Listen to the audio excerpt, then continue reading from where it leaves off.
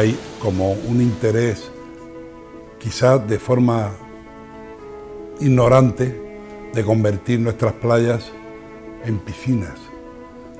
O sea, si me hablas cómo están nuestras playas de ecosistema natural de siempre, mal.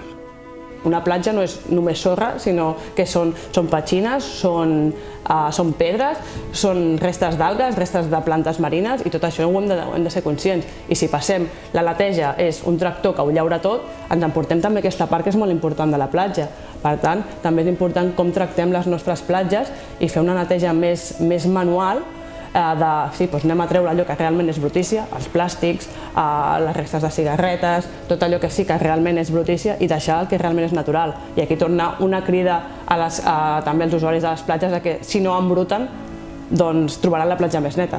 Lo que queremos es que haya campaña de educación ambiental con la población para que no ensucien. La mejor limpieza es la que no se ensucia, la que no se tira. Queremos ver peces, queremos ver que haya posidonia y nos gustaría saber realmente la pregunta que toda la población de Tarragona se hace.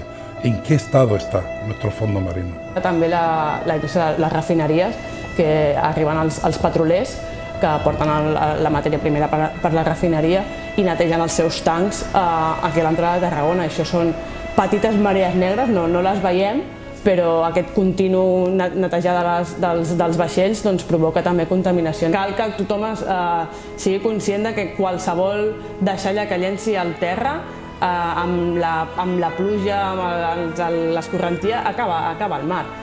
Educación, educación y educación.